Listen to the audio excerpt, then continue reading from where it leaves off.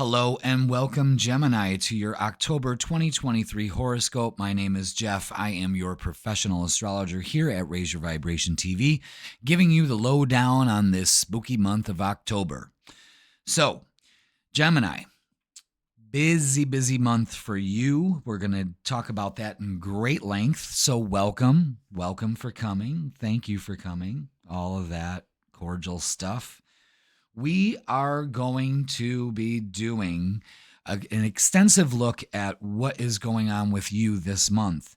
And the whole theme, because we are in eclipse season for October, and this eclipse is going to be focusing on your relationships in particular. October is the month for relationships for you. So without further ado, let's go ahead and take a look at your chart. As you can see, the sun is in your solar fifth house of romance, relationships, children, teaching, all of that stuff. Having a good time, of course. But you can see the sun's path is going to go all the way up to about 5 degrees Scorpio. So it's going to be, it just started in your fifth house, and now we're going to reach the crescendo mid-month, and then at the end, it's going to leave, So what we've got going on here, you can see all this tension going on with the nodes and Pluto and all of that. But this is a good time to heal old friendships for you. This is a time to strike balance in your relationships. And if it's not relationships, it also has to do with yourself and how you view your relationship with yourself. Do you value yourself as much as you put value into other people? Are you not getting that balance? That is going to be a huge focus for you this month. And also towards the end, it's about changing our beliefs, our subconscious. Like I said, this new moon solar eclipse is going to be happening on the 14th and 21 degrees Libra. So that's going to be conjunct Mars here at that time. So I think Mars will speed up a little bit, but it's going to be in close proximity with Mars. So this is about taking action in your relationships. If some of you single Geminis out there are definitely going to find yourself in some kind of love situation. I sure hope so. Everybody deserves it, and why not you? And eclipses bring an extra punch to the new and full moons. Not only are they new and full moons, they last a month. They have a month influence to the next lunation cycle. But with solar and lunar eclipses, you can see them lasting in a 3 to 6 month to a year period. You can start to see the crescendo in 3 months. That'll be right at January 2024. And then you see it progress slowly through the year. So these have much bigger, wider influence in our lives than just a normal new or full moon. So just be aware of that. And, the 14th of October, it's all going to focus on relationships and some kind of test of healing your relationships, giving and receiving love. That's so important. Excuse me. And because I coughed, many of you Geminis maybe have to just speak your truth.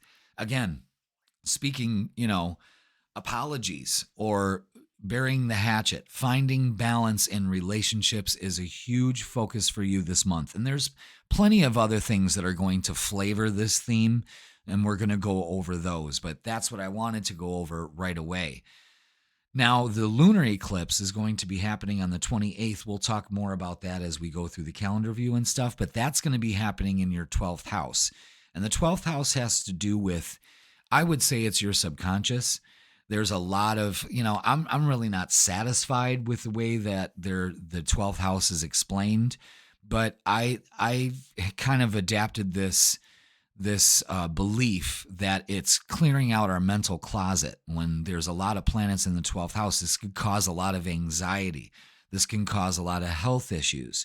So that focus towards the end of the month, and with that full moon lunar eclipse, what that's going to show is a focus from relationships and then shifting into the 6th and 12th house axis, which is getting in tune with a different routine, finally settling into a routine. It's going to be in the sign of Taurus, so it's happening in your 12th house, but it's also going to be opposite right out of your beginning in your 6th house. So that's, again, changing a routine, maybe finding a new job. It's getting the courage probably to educate yourself on nutrition and diet and taking care of yourself, exercising, but being grounded in that approach, okay? So let's go ahead and look at the calendar. This is what I write out every month for you, so I can better kind of walk you through some of the days that are important. We got a lot of Mercury activity. Mercury is going to be changing signs twice this month. So that's very important to you. That's your ruler. So we're going to focus more on the Mercury aspects than mostly anything else. But there's a lot going on this month, so we're going to hit it. All right? So you can kind of see right here the moon's into Taurus, moves out of Taurus on the 3rd. Mercury's going to be trine Pluto here. So you're going to have times where you're going to get perspective and be able to speak that perspective and share it with others. And then your ruler Mercury on that next day on the 4th is going to be moving into Libra. So again, communication. Libra is all about balance. It's ruled by Venus. This is love. This is speaking your love, speaking your truth, Gemini. And you can see the moon moves in to Cancer a couple days later, and then again a couple days later it moves into Leo. So you can see how fast the moon moves through the month. All right, because we start with the moon in Taurus and then we end with the moon in Taurus. So we ramp up. Oh, where did I go? Oh, yeah. So this is going to be a good weekend. All right. I would say the 7th and the 8th is going to be a good weekend. Venus, the planet of love, is moving into an earth sign, Virgo. And it's quite comfortable in Virgo because it's a fellow earth sign. Venus also rules Taurus. So it's more harmonious. I'm telling you, love will flow if you allow it. All right. Big important news. Another thing, Mondays are going to be typical Mondays every Monday in October, just so you know, except when we get to the 30th. That's when it's going to be kind of your time to shine with the moon in Gemini. But I'm jumping too far ahead. So anyway, on the 8th, look for some world news that weekend, the 8th all the way to the 10th, especially the 10th and anything after that, because it's like almost Pluto is, it's going direct. It's stationing direct right here with Mars square Pluto. So we're definitely going to see some moments like, what's going on here, And then, Pluto's going to go direct on the 10th. Venus is going to be opposite Saturn. Then we've got Mars on the 12th moving into Scorpio. So now we're starting to get ready to see these planets start to move into the water sign Scorpio, because it's going to soon, in a couple weeks, be Scorpio season. Mars makes a nice trine to Saturn on that day, 13th. This can also be, all Saturdays are kind of packed, power punched here. Mondays are kind of crappy, and Saturdays are kind of exciting, a little thrilling. Some drama, definitely. So pay attention to where you put your focus, Gemini. So we've got the new moon solar eclipse happening at 1:55 on the 14th of October, 21 degrees Libra, in your 5th house, all about relationships. If you have been manifesting a relationship, Gemini, it could very well be on its way this month, okay? I just don't want you to get too excited. I want you to put your focus where it needs to go, and that's about communication, all right? So we've got this week, the 15th through the 21st. It's all right here, there may be some complications with things. We're moving swiftly from a water to a fire to an earth sign, so our moods may change. We may be emotional on the 15th, and all of a sudden we got our spark back on the 17th, and now we're taking a more practical approach. And it builds up to the weekend. The 20th, your ruler Mercury is going to be square Pluto. So we're going to try to find the right words to say. And I think that with the sun conjuncting your ruler Mercury, I think we might be able to, there's going to be a conflict, of course, but this kind of gears up for the 20th, the 21st with the sun squaring Pluto, which is moving forward now. And the big day is the 22nd. That is when the moon moves into Aquarius. Pluto makes a trine to Jupiter. Mercury, the planet of communication, now moves into Scorpio. This is more passionate, intense emotions, how you communicate. And Mercury is also making a nice trine to Saturn. So this looks like another good day to finally get your communication out. It could be building up for this week after the solar eclipse, and then all of a sudden you might meet somebody on the 22nd. Actually, the 22nd all the way to the beginning of November is a great time to meet somebody and put those intentions out there.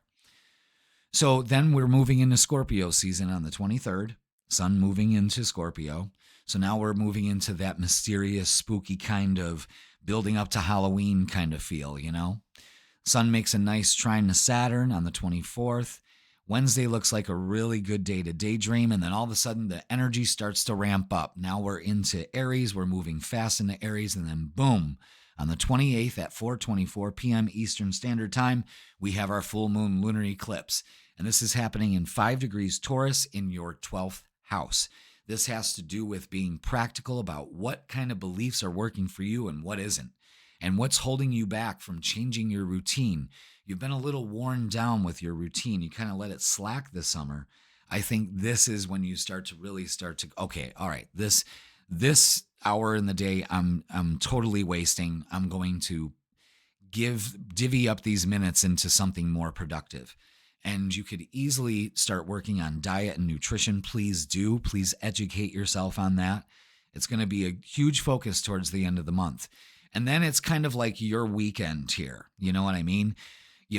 Plans might go through. They might not be open to change. Don't try to do everything at once, especially with that full moon intense with that lunar eclipse. But the 29th, the 30th, and the 31st are a great time to also celebrate Halloween. Mercury makes a nice conjunction to Mars. It's time for action, passions behind that. And then the moon moves into your sign on the 30th. Go out on Halloween. Trick or treat. I don't care if you're 55. Go ahead. Dress up and get some treats for yourself, although sugar is very bad for you. Anyway, go out and enjoy a Halloween party. It might be spontaneous, especially on the 31st. Excuse me. And because I coughed again, which I have no reason to cough. Usually during a reading, it's when I got to say, you got something to say. I would say probably don't say it on the 28th. Definitely say it on the 29th, Gemini. All right? Like I said, huge focus on relationships for you this month. And I hope you get everything you want. I hope if you're having problems with love relationships or friendships, I hope they do smooth out for you. That's why we do these forecasts, so you can kind of gauge where things are going. So if relationships kind of seem up in the air with you, if you put your focus and determination and get a new perspective on things in the beginning part of the month of October, it's going to start building up to this beautiful thing, which will lead into November. So I'm going to leave that with you, Gemini. Please like, share, comment, and subscribe. Thank you so much for joining us. Please also watch your tarot reading that will be put out after the horoscope, so be aware of that. Hit the bell notification. Thank you so much, Gemini. It's a pleasure. I hope you get all the love you surely deserve, and I will see you in November.